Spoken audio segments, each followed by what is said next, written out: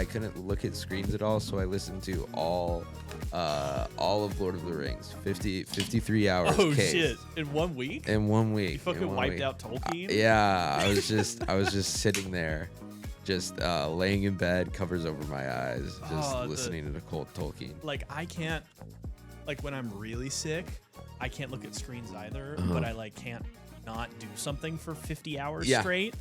So it's like the ultimate dichotomy of hell. Yeah. Basically. No, it was terrible. Yeah, just literally laying in bed, listening to Tolkien, 45 showers, probably around an hour. To clear that headache. To clear the science. Yeah. Well, I just couldn't. Yeah, I was so stuffed up, like achy. Ugh. I don't know. It was like, I was like on when I came into the office on Tuesday, the night before. I had half a glass of wine that night, and then I only slept for 3 hours, and that was pretty like par for the week. And I was like talking the next day, and I was like, man, I guess I just can't have wine anymore. Like, I only slept 3 hours, and then that night I was like, oh, okay, it wasn't the wine. Oh, damn. Just got wiped out. But took COVID tests, not COVID. I don't know. Well, as long as you're back on your feet. Yeah, no, back on my feet, ready to discuss the news. I'm excited to see what you got planned, what you cooked up for today. So we're actually talking about, okay, well, first off, everybody, welcome back to Gossip Without Prejudice. Today we're actually talking, how much do you know about Bob Menendez? I know the name. The Democratic senator. Yeah, the Democrat, former U.S. Senator Bob Menendez. Yeah. On June 17th, so just last week, showed up to federal prison to begin his 11-year sentence for bribery. From 2018 to 2022. Menendez and his wife, Nadine Menendez, exercised extreme abuse of power, specifically in relations to Bob's position as the chairman of the Senate Foreign Relations Committee with the Democrats. Yeah. And throughout his tenure as a member of the Senate from 2006 to 2022. Okay, yeah. How much more do you know about anything other than the highlights? I know that there's gold involved. If I'm remembering correctly, I remember that this guy dealt in some good old-fashioned gold bribery. It was, there's something I stunningly admire about good old boys bribery scandals where you actually show up, twirl your mustache, and then run away with a crate full of jewels and gold, which actually did allegedly happen at one point here. Yeah. Well, I guess he actually has been convicted at this point. So we'll jump right into it. No need to say allegedly. Yeah, no need to say allegedly on some of these counts. We're jumping right into it today because Bob Menendez, I wanted to highlight this because Bob Menendez is one of those whose Trump has not pardoned. Oh, yeah. And he's pardoned a lot of people since coming back into office.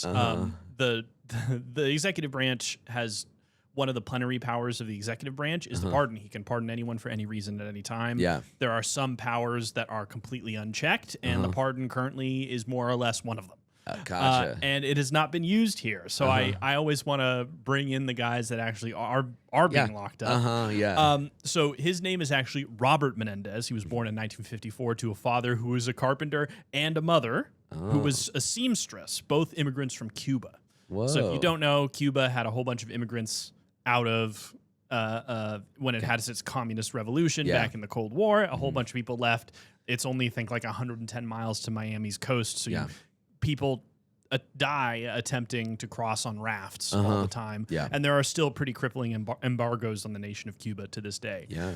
Menendez grew up in Union City, New Jersey, and took an immediate interest in politics, which began with serving as a class president in high school. He was, he was the first person in his family, the worst high school president you know. Yeah. He was the first person in his family to attend college, earning his bachelor's in political science from St. Peter's University in 1976. Mm-hmm. He immediately sprang for local politics, serving on the Union City Board of Educators from 1974 to 1978. He then earned his law degree from Rutgers in 1979 and immediately entered into private practice in 1980 when he passed the bar. Gotcha. Very New Jersey pipeline. Yeah, his standard politician, nothing out of the ordinary. Well, it's so interesting because for as far back as this country goes, like 2/3 of Congress have always been attorneys. On average. Even the Continental Congress, I think like half of them were attorneys, attorneys were not a prestigious career back in the 1770s. So that is highly unusual, but attorneys have always been at the highest rungs of power on average, particularly in the Senate. Well, and it's interesting because everybody still says like it's a popularity contest.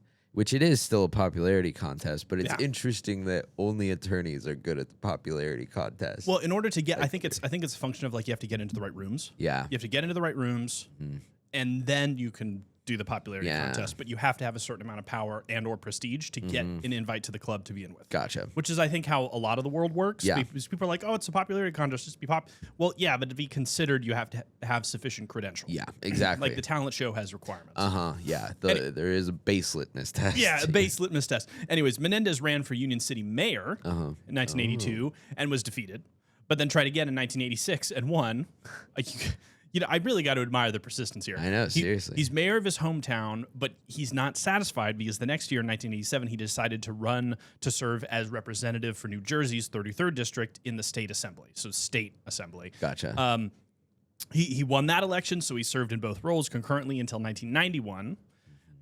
He then put himself up for consideration in a 1991 special election. Yeah.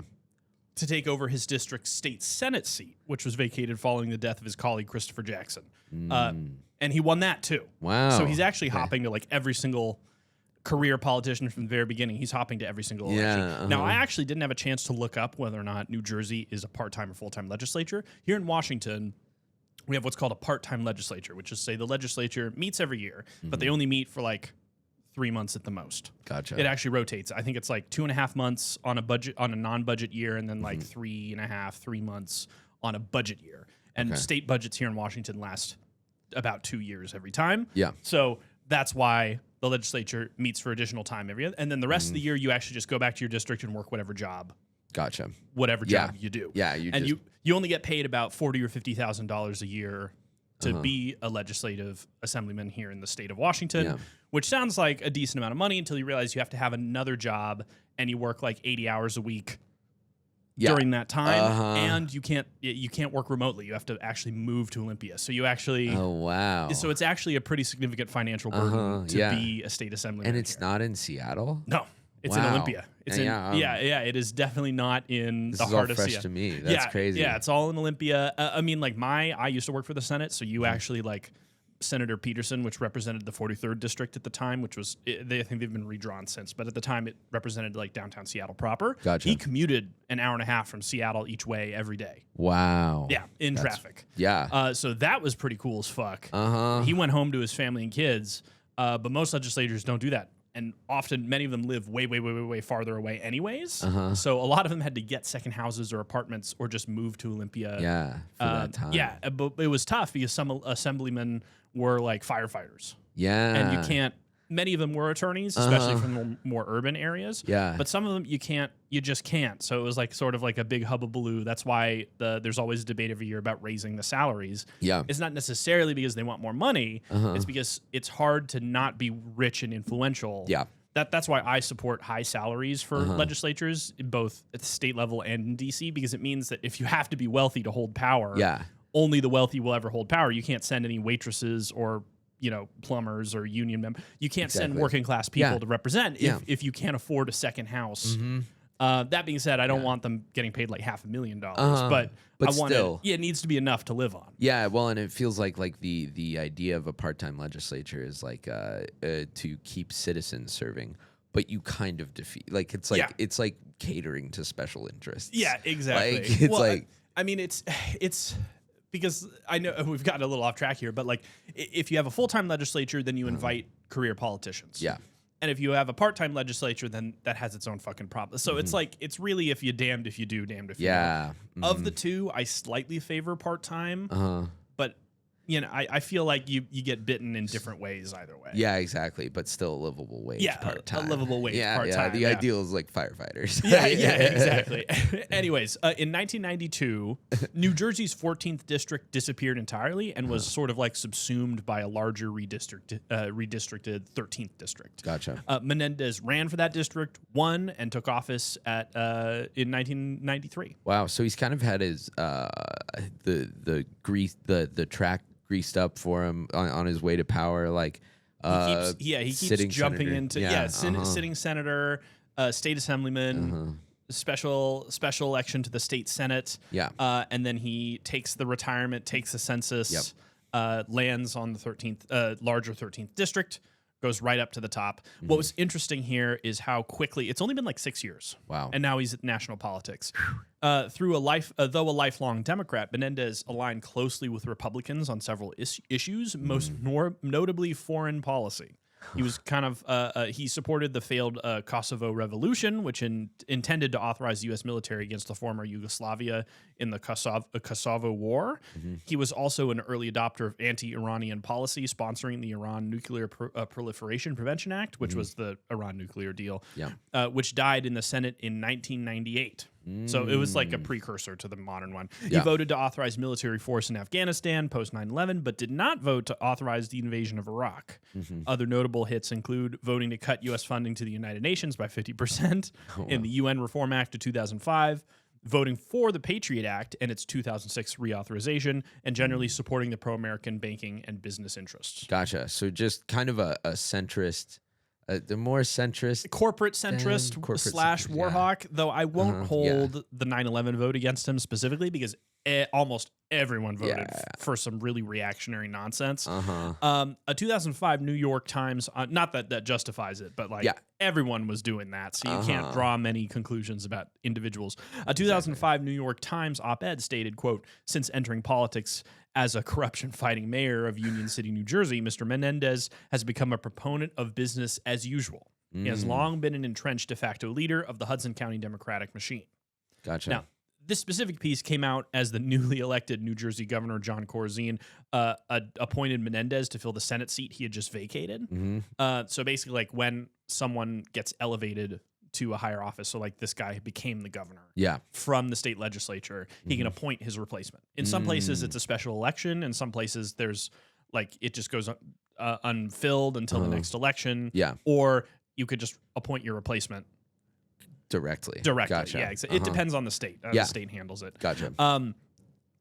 Menendez then ran in the special election later that year and won, so he can like get interim appointed, but then he has to run for the seat at the next election, securing his spot in the U.S. Senate, where he would stay until his notable transgressions came to light, which we are about to go over in later detail. Are you with me so far? Yep, I'm with you so far. We're setting the stage, and I'm waiting for mention of gold. Yeah, exactly. So in the Senate, National Senate, Menendez grew a more nuanced political reputation, if only slightly. Though he continued to side with Republicans on foreign policy and banking regulation, he grew to be notably liberal on environment and social issues, for example, pivoting from voting for the Defense of Marriage Act as a congressman in 1996 to supporting the Respect for Marriage Act that repealed DOMA in 2011. He was a huge proponent of immigration reform, supporting the DREAM Act. Perhaps most notably of his Senate career is his turn at the helm of the Foreign Relations Committee after John Kerry was confirmed as the Secretary of State during Obama's second term from 2013 to 2015, and again right before his indictment in 2021 to 2023. He did not approve of the modern-day Iran nuclear deal. He loved sanctions as a means of political strong-arming and was a staunch supporter of Ukraine well before the current war. Gotcha. Yeah. Okay. So here's where we get to his growing legal troubles. I just wanted to sort of set the stage because I think it's easy to like see the politician and be like, oh, dirty XYZ person. Like, oh, corporate, coastal elite, poor Democrat. He's basically like a corporate Democrat. And I just wanted the person I think plays into the later charges. And I just wanted to spend a lot of time laying his political history out so that the audience could understand who the hell we're dealing with before we talk about these charges. So in 2010, Bob Menendez was criticized for attempting to abuse his power to help out some of his most loyal supporters. The Wall Street Journal reported that Menendez wrote to Ben Bernanke. I actually don't know how to pronounce half these guys' names. Bernanke? Yeah. Goddamn, I'm out of the loop. The chairman of the Federal Reserve asking him to approve an acquisition that would save a New Jersey bank from receivership. So receivership basically means, it usually means like someone comes in, freezes all the assets, figures out how unstable the bank is, and then either liquidates or sells it to another bank. Gotcha. With either the objective, the usual objective is holding deposit and account holders, protecting their interests as much as possible. We should go over what happened to Silicon Valley Bank sometime. Yes. That was fun. Talk about a pyramid scheme. I don't even know what happened there. All I know is we has no money. Yeah. We can pay you in blocks. money, please. Yeah. TLDR is they took way too high of a risk arbitrage. Gotcha. And then all of a sudden they got, I don't want to say margin called because it's not the same thing, but basically all the money ran out all at once. They took too many risky bets, and then the market turned. And because they did not have enough money for deposit holders on account, the federal government came in and froze the bank. And the bank is basically seized by the federal government to ensure its deposit holders. But we'll go into more detail about that later. This bank that Menendez was sort of going to bat for, the bank was operated by some Menendez donors. Oh. In fact, over half of the bank's directors were direct Menendez contributors or part of his super PAC directly. Menendez was rightly criticized for this overreach because he personally intervened to stop the bank from going under, or attempt to. And a Federal Deposit Insurance Corporation report even found that the bank had engaged in unsafe or unsound banking practices. Wow. Menendez was not formally cascaded for his missteps. So this was an indicator of what was to come. Yeah. This guy has been in power for, at this point, like 30 years in 2010. Yeah. So I think it's pretty clear what type of person he is just from the 2010 incident. Well, and if you do the corruption part and then you don't get punished too hard for it, it's like, man. Well, I mean, arguably not corruption. It's not. I mean, because like quid pro quo is so difficult because it has to be like explicit. Yeah. The Supreme Court has worked really hard to narrow what counts as a bribe in recent years. Gotcha. We should cover those cases another day. But doing a favor for someone, it's, I don't know. Yeah. Like, you know, there's nothing illegal about asking your buddy who happens to be a senator. If there's if all the political contributions happened legally. Yeah. Wow. So in that specific case, it may be hard to draw. But I think that argument falls apart pretty quickly when we get to the pattern of behavior we're about to go over. Gotcha. So in January 2013, the FBI raided the office of a close friend and donor of Bob Menendez, a Florida ophthalmologist. God, I can never say that out loud. Properly named Salman Melgen, in the name of illegal medicine billing and dosing practices. So the FBI's investigation of Melgen prompted a close examination of his ties and found that Melgen and his family donated almost $1 million to Menendez's super PAC.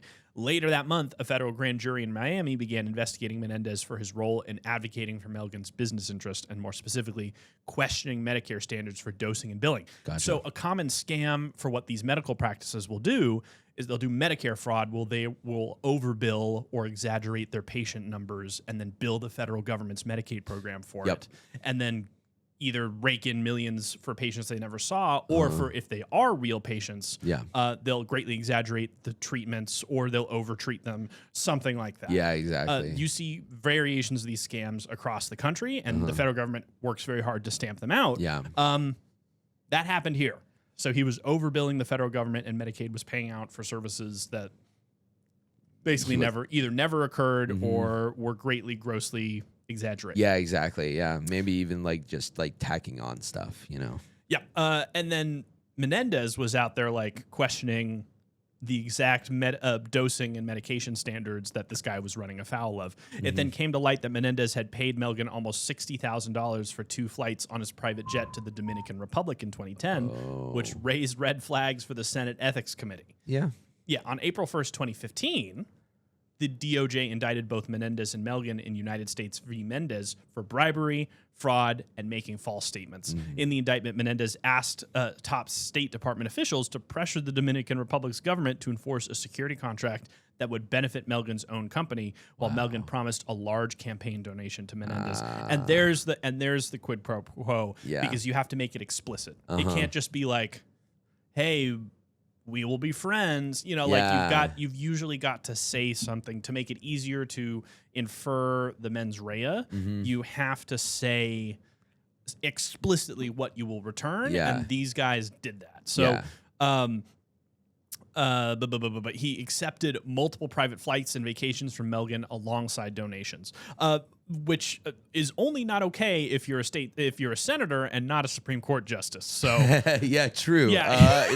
Clarence Thomas, if you're listening, Yeah, you're Clarence, still good. Yeah, Clarence, friend of the podcast. We're just giving you a little hard time, buddy. Have fun in your Alaskan hunting lodge. After his indictment, Menendez stepped down as head of the Senate Foreign Relations Committee. So remember, Democrats at this time, and actually still now, which is one of the fucking problems with the Democratic Party, they apportion power by like, it's your turn now. Like, who's just been around the longest? It's such a machine. It's such a machine, and like all these people. I mean, I think the average age of Senate leadership is like 83. Yeah. Which is Democratic Senate leadership is 83. Yeah. And if there's one thing that I think the Democrats have or that don't have that the Republicans do, is that Republicans are willing to allow imperfect ideological disagreements among themselves, and they're willing to hand the reins of power over to really young people. Yeah, exactly. Not that I agree with them, but Charlie Kirk is only like 32. Yeah, well, and you heard him talking about the Epstein files, saying, God. "I trust my friends in the government." Listen, I trust my friend. They're the good guys now, okay, guys? Guys, I know we're an empire that's just handed ICE the budget of like several small countries. Yeah, exactly. But now we're all cool. Now that the police serve us, we don't need to ask any questions about what they're doing. After his indictment, Menendez stepped down as head of the Senate Foreign Relations Committee. His trial began on September 6, 2017 in the U.S. District Court of New Jersey. But on November 16, 2017, Judge William H. Walls declared a mistrial due to a hung jury. Gotcha. So it lasted like less than like 10 days. Yeah. On January 31st, 2018, the DOJ announced it was dropping all of its charges against Menendez. Menendez's case was strongly shaped by McDonald v. United States, the 2016 SCOTUS decision to vacate the corruption conviction of former Governor Bob McDonnell, which narrowed the legal definition of public corruption and made it harder for prosecutors to prove that a political official engaged in bribery. None of this ultimately affected Menendez, as he was reelected in the fall of the same year, 2018. Wow. Yeah. Dang. Fucking crazy. So in McDonald v. United States, the ruling narrowed the legal definition of public corruption and made it harder for prosecutors to prove that a political official engaged in bribery. The term official act under the questions of the federal bribery statutes do not occur in the statutes charged in the case. Rather, the parties to the trial had agreed that they would use the definition of the term given the federal bribery statute of 18 U.S.C. 201 A3 in interpreting the laws in question. Yeah. Thus, by construing the term narrowly, the Supreme Court narrowed the definition of bribery. So it all fell down to like, what is an official act? Yeah. According to Bloomberg News, the ruling appears to have opened the floodgates for reversals of high-profile public corruption cases, including William Jefferson, a former Louisiana congressman, former New York State Assembly Speaker Sheldon Silver, Dean Skelos, a former majority leader of the New York State Senate, and Skelos' son, Adam Skelos, runs in the family, have since been has had corruption convictions overturned on similar grounds, basically like narrowing the definition of like what an official act is. So the actual factual background is Anna. Actually, the podcast we don't know how to fucking pronounce anything. Anatabloc, Anatabloc is a tobacco extract which the company Star Scientific Enterprises was producing in Virginia. Virginia had been a tobacco producing state for like a really long time. Yeah. The governor held events promoting the company's product at his governor's mansion after receiving gifts from the CEO of the company. So this is in United States versus McDonald. Maybe we should put this at the start of the segment. Yeah. At the trial, the United States District Court for the Eastern District of Virginia, prosecutors charged Robert F. McDonnell and his wife with quid pro quo. The jury found that McDonnell's guilty of multiple counts of corruption. James R. Spencer presided over the initial trial. United States Court of Appeals for the Fourth Circuit unanimously affirmed the conviction, and then it went up to the Supreme Court. Supreme Court said this is not an official act. Wow. You can hold tobacco events promoting private products in exchange for various gifts. Huh. Yeah. That's interesting. That's horrifying. Yeah. Chief Justice John Roberts, another banger, authored the unanimous opinion. So this was actually unanimous court. We should actually dive into this later. McDonald's conviction was vacated on the grounds that the meaning of official act does not include merely setting up a meeting, calling another public official, or hosting an event. I could see how that would like hamstring politicians, you know, if you couldn't like set up meetings. Yeah. Like you're like even if you're like purely the most pure of heart politician you can think of, like, oh, I want these businesses to talk, and then it's like it's such an interesting intersection of soft power because setting up the meeting, the access is the favor. Yeah. Right? The access is the favor in soft power circles. And so the law has a really tough needle to thread here. It's like, hey, we don't want people just like accepting a donation and then setting up a meeting and then that being an official act under the, under the federal bribery statutes. But on the other hand, that means that it's a really murky, vague. It basically opens up a door, a doggy door that a wolf can come through. Gotcha. Yeah. And I think in this political climate, I'm not sure that we should be, as a society, that we should be putting more effort into protecting the people with the most power. Yeah.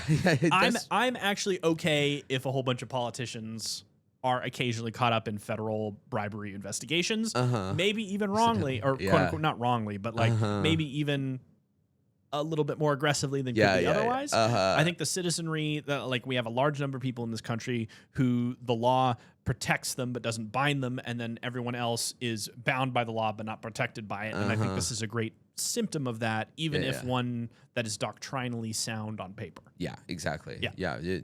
Better 10 guilty politicians go to jail than one or better 10 innocent politicians go to jail than one guilty one walk free. That's the argument. That's always what Benjamin Franklin said. Now, so that's all the setup to the 2023 indictment. So Menendez has basically been facing these greasy charges and allegations and etc. Since he's been skating by. Yeah, he's been skating by for quite some time. But the 2023 indictment is probably the one we're most familiar with. The next indictment, and the most recent one, stems from a 2023 federal bribery investigation. So like McDonald didn't quite stop him. So from 2018 to 2022, Bob Menendez and his wife, Nadine Menendez, the good old gang is at it again, maintained a corrupt political relationship allegedly with 3 New Jersey businessmen, Wael Hanna, aka Will Hanna, Jose Uribe, and Fred Diabis. Diabis.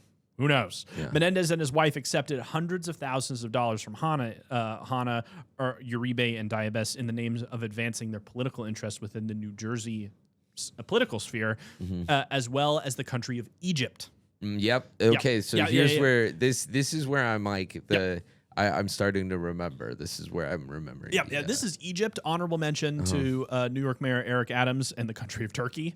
I don't know why these countries are like coming up with like coming up in the weirdest places.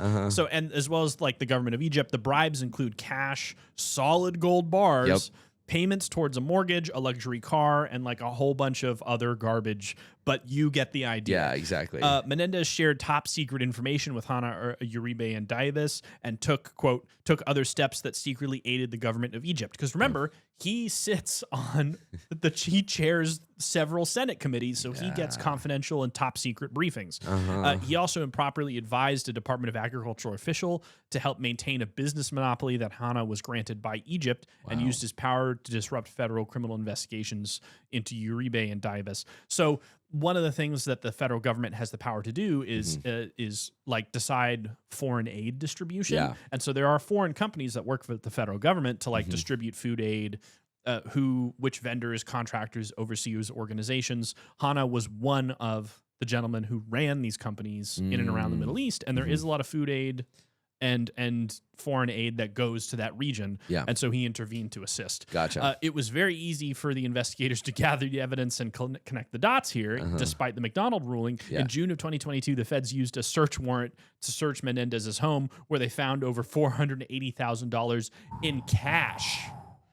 In just grand in cash. Just in hard cash strewn about his home, finding the bills in coat pockets, closets, and a home safe, and Nadine Menendez's safety deposit box, just all over the place. Oh my God. Some of the cash envelopes had Diabes's fingerprints. Some of the furniture in the Menendez's home was known to be gifted by Hanna, and the Uribe had paid for the luxury car sitting in the Menendez garage. Wow. So these guys were not particularly clever with their bribery. No. So that's what could have really made the investigators' job a lot harder is if they had set up a company and purchased consulting services. Yeah, exactly. Or something like that. Yeah. Instead, it seems they just sort of poured money on him. And just assumed no one would ever look. Yeah, exactly.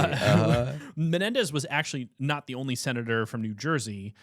not only a politician with multiple decades worth of experience and connections in Washington, he was, as we know, one of the most influential members of the Senate Foreign Relations Committee. That's why they were so interested in him. Yeah. As one of the most influential members of the SFRC, he had sway with the executive branch in any decisions that the Senate may make concerning military sales, aid, and support given to any other nation or foreign government. Of course, here in the case of Menendez, he used it to sway Senate proceedings to the benefit of Egypt. Yep. So he could get kickbacks. Yeah. But even if he didn't specifically intervene, he could just sell what the government was going to do. Yeah. Like, even if he couldn't stop something, he could let Egypt know before it was public, because a lot of these proceedings are not shared publicly. Exactly. Between 2018 to 2022, Egypt was one of the biggest recipients of U.S. foreign military aid, receiving over $1 billion per year in military financing. The State Department confers heavily with whoever is in charge of the SFRC in matters of foreign military financing. So the feds argued that Menendez was a big reason that Egypt received such a large donation in these years. Yeah. Prior to 2018, Egypt received significantly less money due to human rights and rule of law objections from other U.S. senators. Yeah. So this was a sort of cartoonishly evil situation, especially since Egypt actually shares a border with Gaza. And they are actually only two countries share a border with the Gaza Strip. Yeah. It's Egypt and the rest of Israel. And people forget, but Egypt is actually responsible for contributing to the huge starvation and humanitarian crisis in Gaza, because they could just open their land border and let aid through, and they don't. Among many, many, many, many other things. Not saying I'm taking the side of Israel on that one, but I am saying don't forget that Egypt has a hand in this. Well, and Egypt is just, the Egyptian government is known, I don't want to be painting too broad of strokes, for being like cartoonishly evil and corrupt. Like if you even just look in, like I'm a big fan of the history of the pyramids, and if you look into that's a crazy way to tell me of autism. I know, right? There's a lot of other signs too, but if you just look into the history of the pyramids, like in the last like 100 years, it's like, well, but this guy wanted to do this, and like it's like them controlling the narrative. They want to set up like a Pizza Hut. On the top of the, they want to commercialize it. I know, it's exactly like all these guys who are like, we could have the next Disneyland, like, and they're like, in Cairo, Egypt. Well, I mean, I have friends who are, I would describe as pretty well-known world travelers. Yeah, and they go to Egypt, and I'm like, how was it? And they're like, I've never been in a place where every single person, man, woman, and child I've met is trying to get something from me as a foreigner, and it feels super weird and gross. Can't talk about the rest of Egypt, but Cairo, be very careful. The number one thing you'll read about Cairo is like, when you try and to use the pyramid example, when you try and visit the pyramids, you'll be swarmed by guys in like safety jackets who like direct you in random directions, get you to like go down a random alley, and then charge you to let you go. They're not like tour guides or officials of any kind. They just try to convince foreigners. There's a lot of that energy here. At that point, anyways, back to the story. At this point, you might think that Menendez is the one who took us all for a ride, and his poor wife Nadine just got like strung on at some point. Not the case, in fact. The timing of everything could lead you to believe that she engineered her entire relationship with Menendez for the sake of these crimes. Whoa. Bob Menendez began dating Nadine. Her maiden name was Arslanian. Oh, I really thought you were about to say r/. No. Arslanian. God, these names are just butchering me today. That was her original maiden name, Arslanian. Gotcha. In 2018, and it was Nadine and her friend Wael who arranged to have dinners with Menendez to discuss setting the stage for an exchange of goods and services. Whoa. She made the introduction to Mr. Hana. Wow. Yeah. Okay. So these are Egyptian businessmen. Many of these meetings were arranged by Nadine, and one even took place in his Senate office. Throughout 2018, Menendez got comfortable inquiring into highly sensitive information regarding American-Egyptian relations, such as how many people are working at the U.S. Embassy in Cairo, and texting said information to Nadine. The reason this is huge information, for those of you that do not know, I used to work for the U.S. State Department. I was posted in Rome, Italy, so it was a pretty awesome post for me. But everything that goes on inside the Senate, inside the walls of your compound, in my case, the consulate, it was the Tri-Mission Embassy in Rome, is not public knowledge. You get moved around between postings at random at the whims of the government. It's not a lot like the military in that way. You're a civilian, but you usually do tours of duty of like 2 years. Gotcha. And they don't make that public for the safety of the staff concerned. Now, specifically what your compound looks like will depend on the character or nature of the country. So like our compound was actually pretty self-sealed. There was like an American Navy exchange store where they had all American brands for snacks and foods and drinks, which was actually like really heartwarming. It kept morale up because you couldn't get like Doritos flavored like you had at home anywhere else. Wow. Or stuff like that. That is the stuff you'd miss. Yes, that's the which you wouldn't think so, but like in Italy, I was just like, I just want ice water. Yeah. Like after enough time, I was like, I just want ice water and air conditioning. Yeah. Anyways, small things like that. But that post was like pretty small because the truth is we were in Italy. Like we're going to be fine. But there are other postings like in Iraq and Afghanistan where you show up to Kabul or whatever posting you're at, and then it's like a college campus. And for 2 years, you do not leave. For your safety. Entirely self-contained. Small city, or maybe not city, but like self-contained 8 city blocks. Yeah. With every laundry, movie theater, whatever, everything you would need within there. And then the people that come and go from the embassy are locals that you contracted to do most of your labor. Yeah. So like even in Rome, about 2/3 of our staff were actually Italian nationals who lived locally and we just worked with. They all spoke, of course, we all spoke English because it was the American embassy. Yeah. But then about 1/3 of our core staff were U.S. citizens who have been sent overseas with the Foreign Service. Gotcha. And then they work the confidential and highly sensitive materials. Now, I was at the bottom of the rung, so I only went to a few of those confidential briefings. But the reason this is so egregious is because knowing how many people are in there can help you gain information on the operations of, because usually they'll increase the staffing if there's going to be some military or political operation within a country.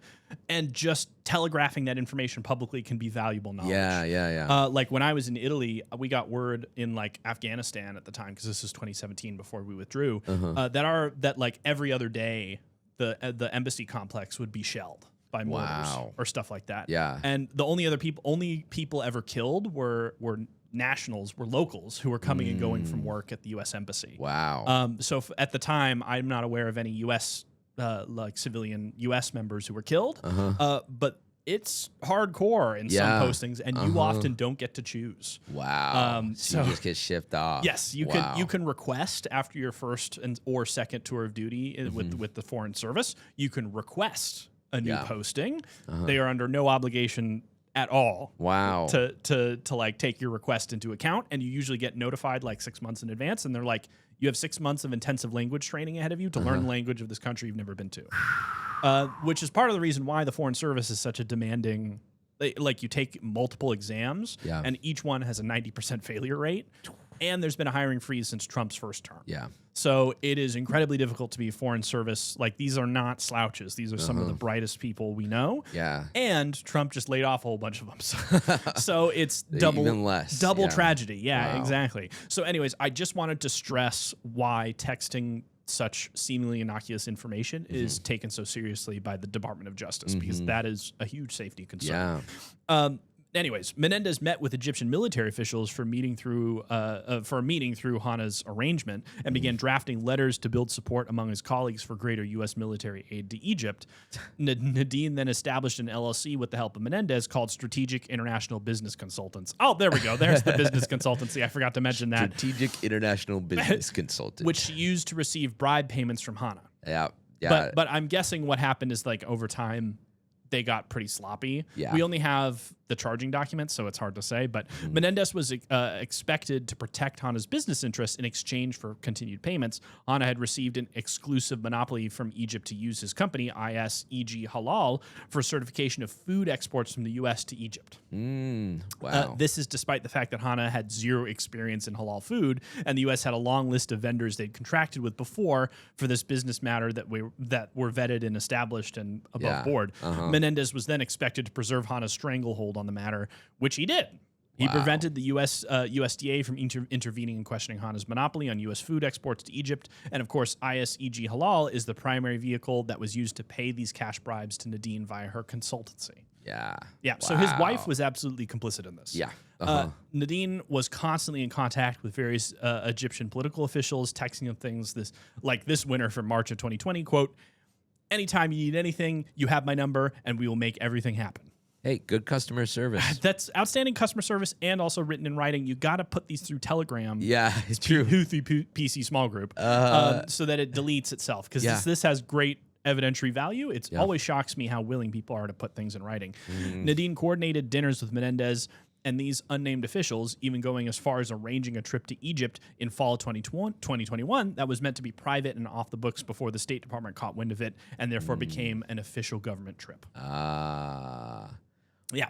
So in addition to protecting Hana's business interest, Menendez also accepted bribes in exchange for interfering with New Jersey state criminal prosecutions that involved an employee of Uribe's in 2019. This employee, who Uribe alleges was a relative, was charged with employing your friends and buddies. That's true. Was charged with insurance fraud in relation to a claim for a trucking company while he was working at Uribe's insurance company. So insurance fraud is basically where you cover something with insurance, destroy it or lose it fraudulently, or at least claim you did, and then just take the payout. If you yourself caused the loss, insurance is supposed to protect you from third-party actions or random chance. Yeah. If you induce that and then take the money, no, that's a crime in pretty much every jurisdiction. Gotcha. All of this came to fruition because Nadine texted Hana and, quote, told him that she needed a new car after she totaled hers in a car accident, and Hana was like, "Don't worry, I can make this mutually beneficial for both of us."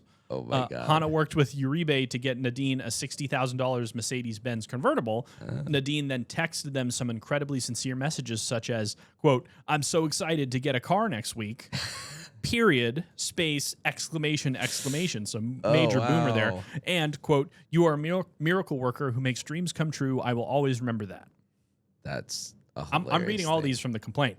What did Menendez do in exchange for his wife's car? Menendez contacted a senior-level state prosecutor at the New Jersey Attorney General's office who was supervising this specific prosecution and pressured him to resolve the matter favorably in Uribe's associates' favor. Wow. However, the prosecutor found Menendez's actions inappropriate and did not intervene despite his pressuring, quote-unquote, advice. So the prosecutor actually stood up to scrutiny here. Yeah. Well, and it feels like a Bob, I don't know, like they keep trying to do the whole corruption thing, and it feels like that was so flagrant. Like it feels like it's going to his head, it's going to Uribe's head, like what they can get away with. Because this has been years at this point. Yeah, they've just been doing it, and I think they just forget that I think they just assume no one would ever look. Yeah. Lastly, so Dibes, the last gentleman, who I am most unsure how to pronounce his name, here's how he fits into the narrative. Very similar to how he helped Uribe from December 2020 to 2022. Menendez agreed to help influence pending federal prosecutions against Dibes. In exchange, Dibes paid Menendez in cash, furniture, and gold bars for his help. So he's the gold bars guy. To fulfill this promise to Dibes, Menendez recommended to President Biden at the time to nominate a particular candidate for U.S. Attorney for the District of New Jersey, who Menendez believed could be easily influenced in regard to Dibes' case. So he went all the way up to the president and was like, appoint this guy who he had either dirt on or a friendly relationship with. And he did so. After Menendez put his recommendation through, the candidate was nominated by President Biden, confirmed by the Senate, and officially sworn in December of 2021. Jeez. As a thank you, Dibes bought Menendez a recliner to sleep in because of a shoulder injury Menendez was nursing, and some gold bars, evidenced by Menendez's Google searches at the time, which included, this is true, quote, "How much is 1 kilo of gold worth?" And, quote, "Kilo of gold price." That's on page 29 and 30 of the complaint, respectively. Oh, no. Dude, the Google search is giving you The Google away. searches are tough. Like, guys, turn on anonymous mode, seriously. On top of all these specific bribes and illegal activities, Menendez, of course, did not disclose the receipt of any of the money or gifts that were given to him by Hana, Uribe, or Dibes. So you're actually supposed to, report foreign emoluments. You did not. To be fair, a lot of these Senate ethics requirements are toothless. Sure, on paper you have to do it, but there's very little enforcement mechanism. I'm sure Menendez was not the only one. accepting gifts, at least if they're gifts. Yeah. Quote, so all of these people, Menendez, Nadine, their co-conspirators, Mr. Hanna, Uribe, and Davis, were all charged with, quote, 1 count of conspiracy to commit bribery of a federal employee, 2 count of conspiracy to commit honest services fraud. Note, this is a crime that qualifies the intangible way Menendez's behavior defrauds his constituents by having an honest and trustworthy political representative. So, like, they're actually entitled to criminal prosecution simply because, hey, honesty is inherent in what we elected you to do here. Yeah, exactly. Bob Menendez and Nadine Menendez were also charged with conspiracy to commit extortion under color of official right. This is a crime defined under what's called the Hobbs Act, which criminalizes the act of a politician receiving gifts that are monetary or otherwise, even without use of violence or threats. It's a form of extortion because the official is using their power to make something to take something they're not entitled to. Yeah. Here we go. Property to be forfeited in the complaint was worth over $2.5 million. Their home and primary residence in Inglewood Cliffs, which is situated across the Hudson River from Manhattan. Average home price in the neighborhood, by the way, is $1.6 million. Yeah, look that one up. 2019 Mercedes-Benz. Yeah, which is now worth only $40,000. So Yeah. Nadine got her money's worth. Well, I was gonna say $60,000 for Mercedes Benz. That's kind of a regal Benz, you know. Yeah. She wasn't going crazy. Yeah, you that's know? that's the everyman's Mercedes Benz. Yeah, The $486,000 from their home, Yeah. $79,000 from their safe deposit box, 2 1-kilogram gold bars, which to answer Bob Menendez's Google search is about $214,000 US. Wow, that's crazy. Subject to market forces. Yeah. But about over $200,000 each. Getting paid like a 16th century merchant. Gold bars. 11 ounces, 11 1-ounce gold bars. So like little, you know, you've seen those guys on TikTok. They're like, how much is my gold worth? One of those. Yeah. That's worth about $33,000. Gotcha. And all the funds in Nadine's consulting account, which actually was unknown at the time of the complaint. Oh, wow. So the prosecutors were just like, Yeah. whatever they've defrauded in their weird consulting scheme. Now, eventually, to cut to the end of the trial, Bob Menendez was convicted of all counts and sentenced to 11 years in prison and forfeiture of money and goods totaling $900,022. Wow. And note, when you get a pardon, you don't have to pay back restitution. So when Trump pardons someone, it's actually a monetary payment because they get to keep their gains. Yeah. We talked about this in the Dread Pirate Roberts case, so keep that in mind. Nadine Menendez, convicted on all counts, sentencing is scheduled for September 11th. After being rescheduled to treatments for breast cancer. So he actually hasn't been sentenced yet. Yeah. Mr. Hanna sentenced to 97 months in prison and a $1.25 million fine and $125,000 in restitution forfeiture. Wow. By the way, Mr. Davis's first name is Fred. So he was sentenced to 7 years in prison and a $1.75 million fine. And Jose Uribe sentenced to a plea deal in February and is cooperating with the feds and planning to testify against the other defendants. So he was actually the smallest leg of the trifecta. He has agreed to forfeit $246,000 and could face up to 95 years in prison, though with his cooperation is likely to be significantly less. Gotcha. His sentencing has been postponed several times, but it is currently set for October 9th. Okay. Yeah. Wow. So everyone's getting sentenced right now. Yeah. Okay. And actually, this upcoming, the name of the federal correctional institution in Pennsylvania takes the cake for incomprehensible names this episode. Bob Menendez reported to federal prison to begin his sentence on June 17th. This is spelled SCHUYLKILL, Schuylkill Federal Correctional Institution in Minersville, Pennsylvania, whatever. It's the hellhole. The facility has both a medium security prison and a minimum security prison camp. Now, when I hear the word prison camp, the worst imaginable thing comes to mind, but Merriam-Webster says an American prison camp is, quote, a camp for the confinement of reasonably trustworthy prisoners, usually employed on government projects.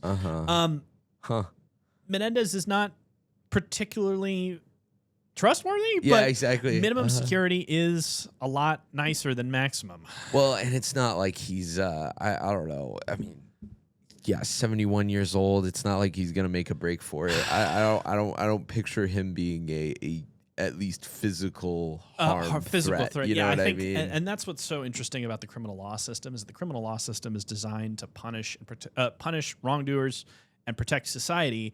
And the confinement itself is the punishment, not necessarily the quality of the confinement. Yeah. And so you get these weird situations where, like Elizabeth Holmes will go be sent to minimum security prisons despite wreaking tens of millions of dollars in damages and potentially in Theranos' case, potentially endangering people's lives with inadequate and inaccurate medical testing. And then you'll see guys who had like a baggie of heroin one time and they'll go to maximum security for 9, 10, 20 years. And I'm just like, yeah, by doctrine, that's correct. But like, come on. Like, I know, it just doesn't feel just. It doesn't feel just. Yeah. So I think my thoughts and takeaways here for this case is that like we got him. We got him, but his conviction came at a time that was very it was unfortunate. It was necessary but unfortunate because he was indicted multiple times throughout Biden and Trump's campaigns. And so when the truth finally came out, this guy, he's corrupt as they come. He's a Senate Judiciary chair. He's helping foreign governments. He's in with the Biden White House. He got his guy elected to New Jersey's prosecute, And it's just like, it's necessary but a terrible look because it feeds the myth that like only one party is responsible at a really politically inopportune time when corruption is pretty universal. And the McDonnell holding, which we should definitely go over in more detail, really made it harder for prosecutors at the federal level to hold corruption in account. Where does this leave us? This leaves us with a warm and fuzzy feeling knowing that Nadine and Bob are going to jail for a very long time. Good old Robert. Sam, final thoughts. Don't get paid in gold bars. don't get paid in gold bars. Of all the things to get paid in, like I mean that he had to. Did you hear about that? The management agency that managed Tim Pool. What? Like Tim Pool's getting his manager paid in gold bars? No. That's some type shit I can't even imagine. This is just in reference to they were managing Tim Pool. Oh, okay. And then they were like, well, we didn't know that the person who was contacting us was Russian. And then they had Google searches that were like time in Moscow right now. Like they had a bunch of different Google searches that were just like checking the time in Moscow when they would get left on red. But they were like, no, we thought he was a French businessman this whole time that just really wanted to. I do think Paris and Moscow only have a time difference of like 2 hours.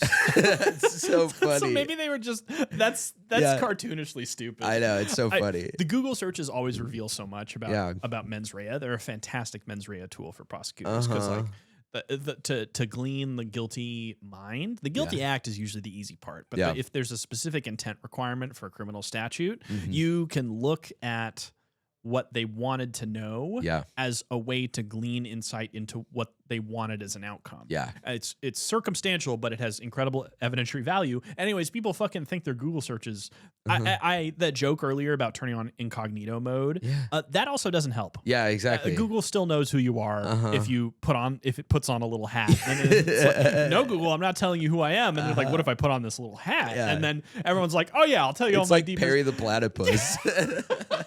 Privacy. Yeah, exactly. Privacy the platypus. Privacy the platypus. That's so funny. So just borrow a friend's phone and Google from their phone. Oh yeah, and then let them make the argument that you took their phone. That's much harder. As long as you do that in a place where you already have proximity. Anyways, I'm not going to tell you how to do any more crime. Just careful what you type in the Google searches. Everybody, this has been another week of Gossip About Prejudice. Thank you so much for joining us. The Guy Fieri episode we had a lot of fun with, but we've heard your feedback that it was a little short and we got a little off topic. So it was a nice reprieve for us, but we're getting back on that train. Go to gossipaboutprejudice.com if you want to support our work. Thank you so much to our new subscribers. I cannot believe people pay me any amount of money to do this, let alone some people who are paying us $10 a month. Leave us a review on your favorite podcast platform. You know all the buttons. Share this. You know I've given you this speech before. Thank you so much, and we will be back next Friday. Cheers. Later.